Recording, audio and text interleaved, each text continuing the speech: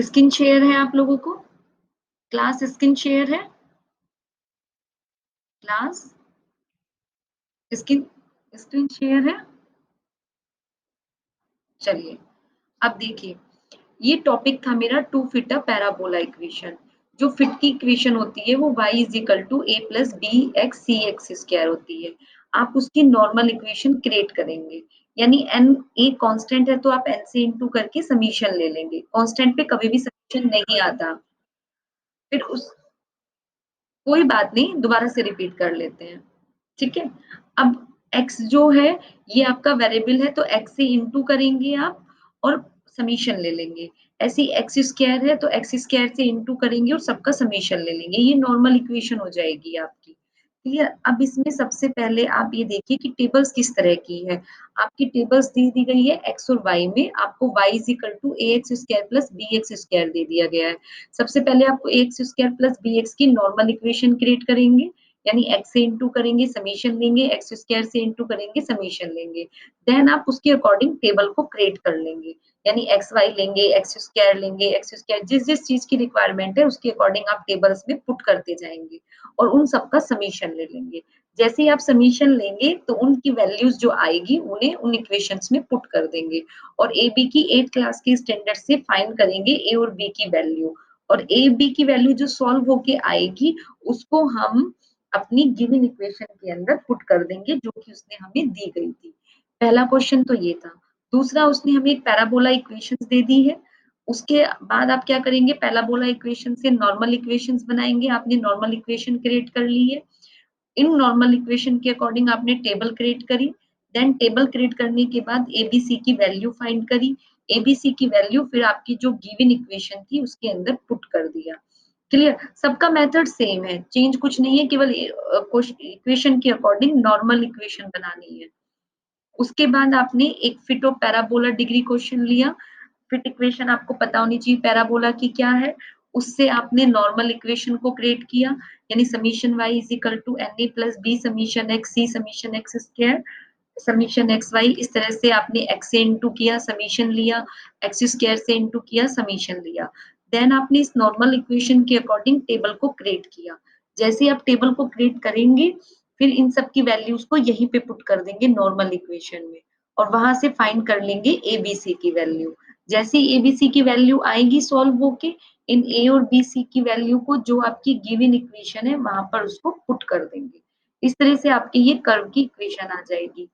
ये होमवर्क है, इस होमवर्क को भी समझ लीजिएगा। आपको उसने कहा fit a degree parabola equation है। एक्स है 10, 15, 20, 25, 30 और वाई है। तो पैराबोला की इक्वेशन जो है वो आप सबको पता है, y is equal to a plus b x plus c x square होती है। उससे पहले आप नॉर्मल इक्वेशन क्रिएट करेंगे, sigma y summation y n a b x की इंटू करेंगे समीशन लेंगे, एक्स स्क्वायर की इंटू करेंगे समीशन लेंगे और देन इसके अकॉर्डिंग आप टेबल क्रिएट कर लेंगे, x y x square y x cube चाहिए आपको, एक्स फोर चाहिए। देन इन सब का समीशन वाली जो वैल्यू आपकी फाइंड होके आई है एक्स की पावर 4 की जगह पे इसकी वैल्यू पुट कर देंगे। देन एक्स क्यूब की जगह पे एक्स क्यूब के समीशन की वैल्यू पुट कर देंगे। तो जैसे आप वैल्यू पुट करेंगे ये आपकी 3 इक्वेशंस आ जाएंगी। इन तीनों इक्वेशन को आप सॉल्व करेंगे और ए बी सी की वैल्यू को फाइंड करेंगे। जैसे एबीसी की वैल्यू फाइंड होके आएगी इनको गिवन इक्वेशन के अंदर पुट कर देंगे जो आपकी गिवन इक्वेशन है। Clear class? इस तरीके से आपको क्वेश्चन करने हैं। अब चेंज ऑफ स्केल था। चेंज ऑफ स्केल में क्या होता है कि अगर आपका डाटा इक्वल तो है बट लार्ज है नंबर, तो आप वहां पे चेंज ऑफ स्केल की प्रॉपर्टी लगा लेंगे, यानी u is equal to X minus के X nought upon H and v is equal to Y nought upon H. तो आपने क्या किया, एक्स नोड अपने आप चूज कर लिया, वाई नोड अपने आप चूज कर लिया, ये आपका एक्स नोड है ये वाई नोड है। फार्मूले के चेंज ऑफ स्केल वाले में पुट कर दिया, एच की वैल्यू 1 है, right, x x minus x node H है। तो एक्स नोड की वैल्यू पुट करेंगे, एच का मतलब है यहाँ पे 1 है, इन सबका गैप विथ इंटरवल कितना है आपका 1 है, नीचे भी 1 है, वो सॉरी नीचे 1 नहीं है ऊपर 1 है, तो ऊपर से ही इंटरवल आता है। तो अब आपने x minus x nought upon h करके सॉल्व किया, फिर ऐसे v माइनस v नोड की वैल्यू पुट करी। देन आपकी पैराबोला की सेकंड डिग्री इक्वेशन ये थी, क्योंकि आपने चेंज स्केल प्रॉपर्टी लगाई है तो आपकी इक्वेशन भी चेंज हो जाएगी। y की जगह पे v हो गया, कैपिटल ए ले लिए नोटेशन और यहाँ पे यू यू स्क्वायर हो गया। अब एक्स आपकी ये थी बहुत लार्ज थी, आपने फार्मूला लगा के चेंज ऑफ स्केल का छोटा कर लिया। वाई आपका ये था, फार्मूला लगा के वाई माइनस वाई नोट लगा के छोटा कर लिया। अब आपको इसकी नॉर्मल इक्वेशन बनाइए, क्या बनेगी जो आपकी नई इक्वेशन बनी है।